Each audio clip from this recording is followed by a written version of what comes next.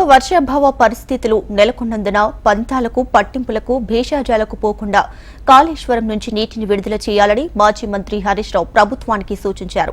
సిద్దిపేట జిల్లా గజ్వేల్లో ఆషాఢ బోనాల సందర్భంగా మహంకాళి అమ్మవారి ఆలయంలో హరీష్ రావు ప్రత్యేక పూజలు చేశారు.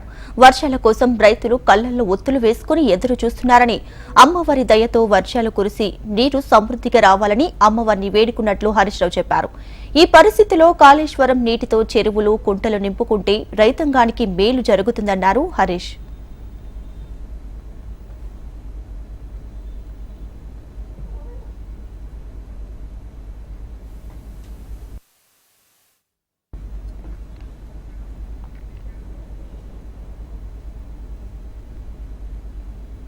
రాష్ట్రంలో వర్షాభావ పరిస్థితులు నెలకొన్నందున పంతాలకు పట్టింపులకు భేషజాలకు పోకుండా కాళేశ్వరం నుంచి నీటిని విడుదల చేయాలని మాజీ మంత్రి హరీష్ రావు ప్రభుత్వానికి సూచించారు. సిద్దిపేట జిల్లా గజ్వేల్లో ఆషాఢ బోనాల సందర్భంగా మహంకాళి అమ్మవారి ఆలయంలో హరీష్ రావు ప్రత్యేక పూజలు చేశారు. మన మహంకాళమ్మ దయతోని రాబోయే రోజుల్లో మంచి వర్షాలు పడాలని, ప్రజలందరికీ మంచి పంటలు పండాలని అమ్మవారిని ప్రార్థిస్తా ఉన్నాం. ఎందుకంటే రాష్ట్రంలో ఈసారి వర్షాభావ పరిస్థితులు కనబడతా ఉన్నాయి.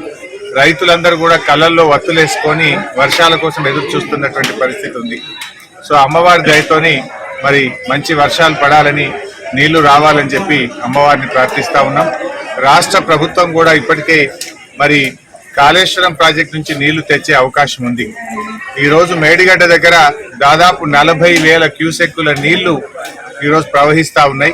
ఇప్పుడు బ్యారేజీ గేట్లు ఓపెన్ ఉన్నప్పుడు కూడా ఆ నదిలో ఉండే ప్రవాహం అనుగుణంగా దాదాపు 4 మోటార్లు నడుపుకునేటువంటి అవకాశం ఉంది.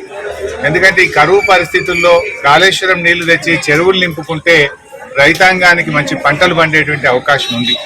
ప్రభుత్వం పంతాలకు పట్టింపులకు భేషజాలకు పోకుండా కాళేశ్వరం మోటార్లు ప్రారంభించి మరి ఇటు మిడ్మానేర్ గాని, అనంతగిరి గాని, రంగనాయక్ సాగర్ గాని, మల్లన్న సాగర్ గాని, కొండపోచమ్మ సాగర్ కు నీళ్లు తీసుకొచ్చి ఈ ప్రాంతంలో చెరువులన్నీ కూడా నింపాలని, పంటలకు నీళ్లు అందించాలని ప్రభుత్వం వెంటనే మోటార్లు ఆన్ చేయాలని చెప్పి ఈ కరువు పరిస్థితుల్లో, ఎందుకంటే తాగునీటికి సాగునీటికి మరి ఇబ్బంది రాకుండా ఉండాలంటే మోటార్లు స్టార్ట్ చేసి నీళ్లు పంపింగ్ను వెంటనే ప్రారంభించాలని చెప్పి కోరుతాం.